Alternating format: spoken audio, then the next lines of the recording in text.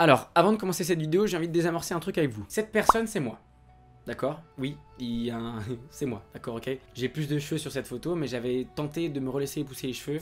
Je ressemble vraiment pas à grand chose, mais pour ma gouverne, il faisait chaud, j'avais pas de miroir, je savais pas que j'avais cette tête-là.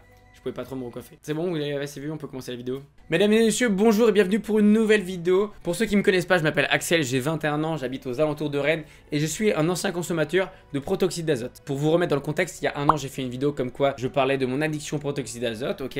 Et suite à cela, j'ai été appelé par plusieurs médias pour parler de mon expérience. J'avais d'ailleurs fait une petite vidéo réaction d'un reportage auquel j'avais participé sur France 2. Et suite à cela, j'ai participé à d'autres émissions qui parlaient aussi du protoxyde d'azote. Et aujourd'hui, je vais vous parler plus en détail du documentaire qui est sorti sur France TV Slash, qui s'appelle Les ravages du proto. Et après ce documentaire, j'ai également participé à l'émission Ça commence aujourd'hui, présentée par Faustine Bourlat sur France 2. Donc aujourd'hui, je vais vous expliquer le pourquoi du comment, qu'est-ce que je fais dans ces émissions, comment j'ai pu y participer, comment j'ai été contacté, comment les préparatifs se sont faits et comment les tournages se sont faits. Alors, je commence par vous parler de la préparation au documentaire. Alors, le 30 mars 2021, je reçois un message d'une journaliste de France TV Slash qui travaille justement pour la série de documentaires Génération 2021, qui m'explique qu'elle est tombée sur ma vidéo et qu'elle souhaite que je participe à leur documentaire basé justement sur le protoxyde d'azote. Donc de cela, on convient d'un entretien téléphonique pour avoir plus de détails, moi sur le documentaire et elle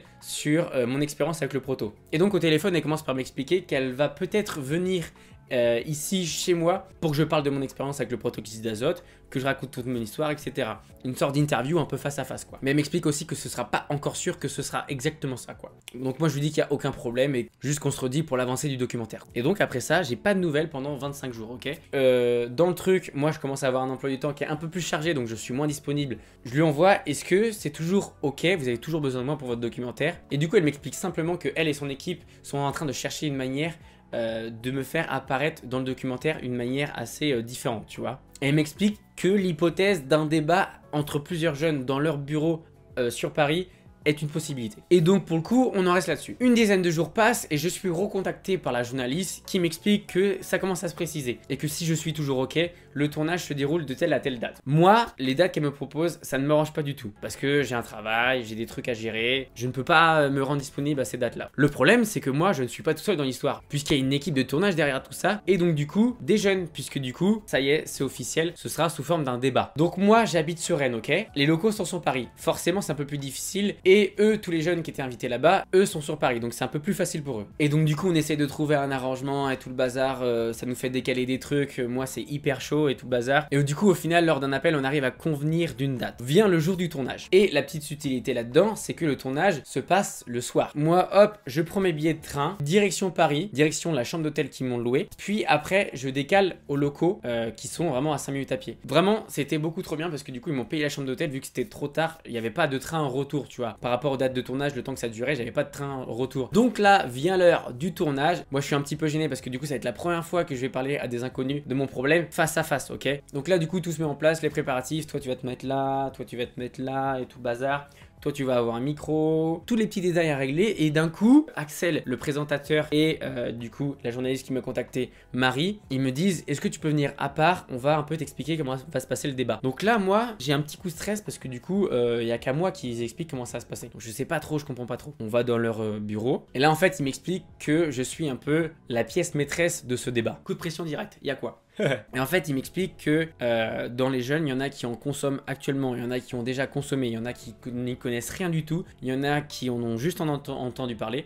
Donc chacun a son avis différent là-dessus. Donc c'est vraiment très très cool, c'est vraiment très très bien d'apporter des jeunes qui n'ont pas tous la même consommation ni la même connaissance du protoxyde d'azote. C'est moi qui vais un peu essayer de diriger le débat, d'accord? Donc là il m'explique que ça va bien se passer, qu'il ne faut pas que j'hésite à poser des questions, c'est hyper important, que c'est vraiment ça va se passer comme un débat. Et surtout on parlera pas que du protoxyde d'azote, on parlera aussi des addictions. Ça c'est pas dans le documentaire, ok? Mais c'était très très bien d'en parler aussi avec d'autres. Donc là les dernières préparatifs se passent. Hop, je suis installé, on commence à se poser dans le canapé et donc là le tournage commence. Donc là au début, bah forcément, moi je suis stressé, tout le bazar. Et en plus j'ai une petite pression parce qu'ils savent un peu tous que je fais des vidéos sur YouTube, donc ils s'attendent à une certaine prestance de ma part, que je sois assez fort là-dedans. Sauf que moi je stresse encore une fois. On discute pendant très très longtemps, je pense qu'on a discuté pendant 1 h30, tu vois, à peu près, voire même 2 heures. Enfin, je veux dire, c'est trop cool, on a pu échanger tout plein de trucs avec les gens. Et je vous invite vraiment à aller voir le documentaire. Il est en première ligne de la description, ok. Et c'est hyper intéressant, le débat dure quoi, allez, une petite dizaine de minutes. Enfin, je veux dire, on en apprend beaucoup sur la vision de tout le monde. Donc je vous invite vraiment à aller le voir, c'est hyper important. Donc voilà, donc là le tournage se termine. Je vous avoue que forcément, je suis moins stressé qu'au début. Parce que c'est trop cool, j'ai pu échanger avec tout le monde, j'ai pu connaître la vision de tout le monde. Et tout le monde est hyper sympa, ça se passe trop bien. On signe quand même une dérogation comme quoi j'accepte de passer à l'écran, il n'y a aucun problème là-dessus. Donc du coup après le tournage, on discute quoi, une petite heure ensemble avec les jeunes et l'équipe de tournage. Donc c'est trop bien, tu vois. Après hop, moi je rentre à l'hôtel et du coup malheureusement il était trop tard pour manger puisque à cette époque les restaurants n'avaient pas encore rouvert, enfin ou alors il y avait le couvre-feu, je ne sais plus trop. Et le lendemain j'ai pris mon petit déj royal et je suis reparti. Donc voilà ce qui s'est réellement passé. Et du coup pour terminer cette petite histoire, je tiens à remercier toutes les personnes qui étaient présentes lors du débat, toute l'équipe de tournage, Marie, Axel, ils étaient vraiment trop cool. Moi j'ai pas rencontré Hugo Clément, dommage, parce que vous verrez c'est un peu fichu de moi, mais vraiment c'est gentil, je le prends pas du tout mal, il y a aucun problème là-dessus. Et il a 20 ans, il se définit comme un ancien addict du protoxyde d'azote. Pour te donner une petite idée, il en prenait tous les jours, que ce soit avec ses potes ou bien tout seul le soir avant de dormir. Ah oui, c'est pas forcément la meilleure des idées. Malheureusement, il est disponible que sur France TV Slash et vous devez, comment ça s'appelle, vous inscrire pour voir le documentaire. Ok, donc maintenant, seconde histoire, je vais vous parler de mon passage dans l'émission Ça commence aujourd'hui sur France 2. Alors il y a de cela 1 mois et demi à peu près, je reçois un message sur Instagram d'une journaliste qui s'appelle Léa, qui m'explique qu'elle travaille pour une émission de télé et qu'elle voudrait s'entretenir avec moi au téléphone pour que je lui parle de mon histoire et pourquoi pas du coup convenir d'un passage dans une émission. Donc au début, elle me l'a peut-être expliqué, je me souviens plus, je capte pas que ça commence aujourd'hui sur France 2, d'accord. Du coup, j'appelle cette personne, je lui explique un petit peu que voilà, j'ai fait des vidéos et tout bazar, elle m'explique que l'émission du coup ça commence aujourd'hui présentée par Faustine Bollard. Donc là je me dis ah oui, donc c'est quand même quelque chose d'important, tu vois. Donc et je me dis aussi là c'est bien parce que je vais avoir un peu plus de temps pour parler de mon histoire parce que c'est quand même important. Plus j'ai de temps, mieux c'est et plus le message peut passer, tu vois. Donc du coup ça va très vite puisque au moment où on s'appelle, le tournage est dans 1 semaine. Du coup suite à cela, 1 ou 2 jours après le premier appel, on s'appelle une deuxième fois pour que moi je lui raconte mon histoire plus en détail et qu'elle me pose toutes les questions dont elle a besoin. Donc là ça dure 1 h30, un truc comme ça, mais il faut des détails, c'est important, c'est une grosse émission, c'est quand même sur France 2, c'est très très important, ce que je comprends totalement, d'accord. Suite à cela, j'ai une autre personne qui m'a appelé pour me donner tous les détails de l'émission. Et là tu sens qu'il y a un level au-dessus. Puisqu'on me dit direct, il y a des règles à respecter. Donc déjà, pas de t-shirt blanc parce qu'on peut voir les câbles du micro, pas de vêtements avec des marques genre Nike, Adidas, Puma, tout ce que tu veux, pas de gros motifs ni de petits motifs, d'accord. En gros l'idéal c'est un t-shirt neutre ou une chemise unie, un truc.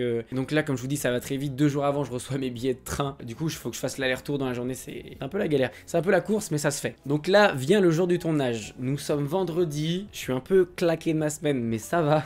Je pars très tôt le matin, je prends un train direction Paris, je prends un taxi qui m'emmène dans les locaux, mais avant évidemment le train a du retard, on a été obligé d'annuler un taxi parce que moi j'étais encore dans le train, tu vois. Après le taxi Gare du Nord direction à l'entrée de Paris, le truc tu mets 40 minutes pour y aller, enfin bref, ça commence à stresser parce que je suis un peu en retard et je me dis ça va peut-être peser sur la balance, tu vois. J'arrive là-bas, je suis direct pris en charge, on m'amène dans les loges, on me dit bon bah là il y a une émission qui est en train de se tourner et quand t'es dans les loges t'as presque pas 5 minutes pour toi.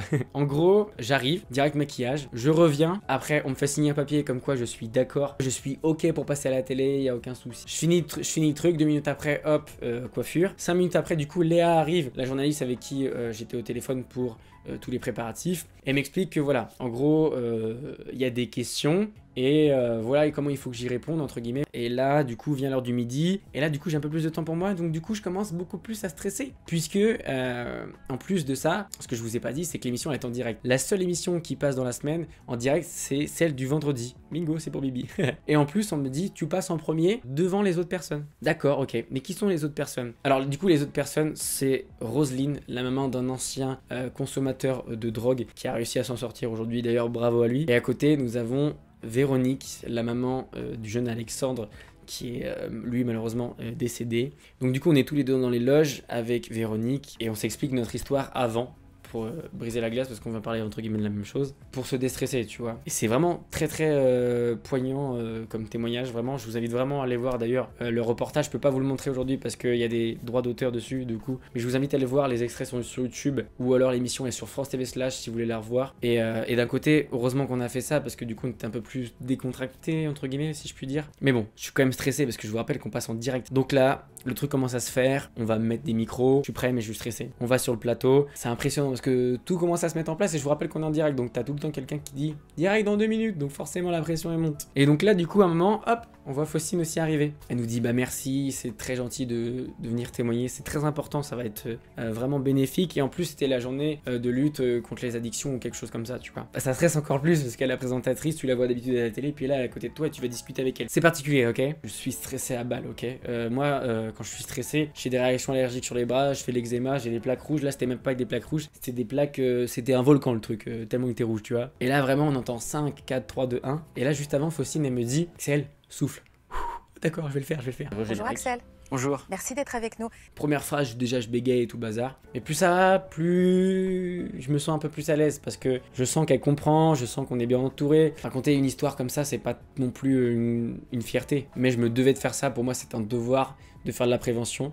Si je peux éviter aux autres ce qui m'est arrivé, pour moi c'est le principal, tu vois. Moi j'écoute. On m'avait dit si tu peux poser des questions, mais j'étais trop concentré sur le truc. Et puis même, t'es en direct, c'est ultra pressé, faut que ça aille vite. Donc j'avais pas pris le lead non plus, tu vois. Donc là, Faustine dit au revoir. Et là, hop, le truc s'éteint. Et là, tu débats un peu, genre t'as 2 minutes pour débattre et tout bazar. Tu vois, à un moment, même Faustine, elle me dit, bah, quand j'ai lu le sujet de l'émission aujourd'hui, j'en ai parlé à mon fils qui a 6 ans de tout ça pour qu'il soit au courant de ce que c'est. Et je lui dis, bah en vrai, vaut mieux que ce soit vous qui lui en parliez et qu'il le découvre par lui-même. Donc voilà, mais tout ça, on en parle encore une fois dans l'émission. Je vous invite vraiment à aller la voir. Tellement déstressé, tu sais, la pression elle retombe, du coup la fatigue aussi elle retombe. Je suis totalement crevé. On sort des locaux, je discute du coup avec Léa, elle me dit ouais c'est bien et tout. Et du coup je regarde mon téléphone parce que je l'avais pas, tu vois. Et là je vois qu'il y a quand même certains messages qui commencent à apparaître. Oh je t'ai vu à l'émission parce que bah, quand même c'est une sacrée audience. Et je lui dis à un moment, bah je lui dis mais vous savez il y a combien de personnes du coup qui regardent l'émission, enfin vous le savez quand, vous le savez demain. Elle me dit ouais souvent c'est ça le lendemain mais généralement c'est plus d'1 million de personnes. Bah heureusement que tu me le dis maintenant parce que ça m'aurait rajouté une pression en plus quoi, tu vois. Et j'ai même du coup les chiffres exacts sur toutes les chaînes confondues, c'est sur France 2 qu'il y avait le plus de monde. D'1 million de téléspectateurs et vous voyez 15,1% de PDA, 15% chez les FRDA, je sais pas ce que ça veut dire. Il y a quand même du petit monde qui a vu ça. Donc du coup, hop, je prends le taxi, je commence à déstresser, le train, je suis totalement crevé, je rentre chez moi, je suis totalement crevé. Et j'ai répondu à tous les messages de soutien, mais j'en ai eu vraiment beaucoup. Je m'attendais vraiment pas à autant de messages de soutien. Du coup, ceux qui regardent la vidéo et qui m'envoient un message de soutien, merci, c'était beaucoup trop cool. Vous étiez vraiment au top. Vraiment, je vous remercie sincèrement, ça m'a vraiment fait du bien, tu vois. Et tu vois, même là encore aujourd'hui, j'arrive pas à me rendre compte si le message est vraiment passé, entre guillemets. Enfin, j'arrive pas à me rendre compte. Tout le monde me dit que oui, mais moi, j'arrive pas à me rendre compte, tu vois. J'essaye de prendre du recul, mais j'y arrive pas. Donc voilà. Et du coup, par contre, suite à cette émission-là, par contre, on en a beaucoup parlé. Des fois, il y a juste des amis à moi qui me disaient, je regardais l'émission comme ça, sur France 2, et d'un coup, je vois ta tête. J'ai pas compris au début. Ouais, bah ouais, c'est normal. Forcément, tu t'y attends pas. Et tu vois, entre guillemets, je sais que ce sera jamais terminé, tu vois. Genre, j'aurais toujours besoin d'en parler, je pourrais toujours aider les autres à avancer sur le sujet, tu vois. Par exemple, j'ai eu déjà 2-3 personnes en école de journalisme pour leur reportage, où je parle du protoxyde d'azote. Tu vois, eux, moi, je les aide sur leur reportage, et du coup, en même temps, ça sert de sensibilisation. Si vous avez des questions par rapport à ça, n'hésitez pas à les poser dans les commentaires. Mais sur n'importe quel sujet, hein, sur le Génération 2021 ou sur ça commence aujourd'hui, il n'y a pas de problème. Pour aujourd'hui, c'est terminé. Moi sur ce, je vous dis à bientôt. Merci pour tout, merci pour tout votre soutien. Vous faites avancer les choses en même temps que moi et c'est trop cool. À bientôt, bisous, ciao.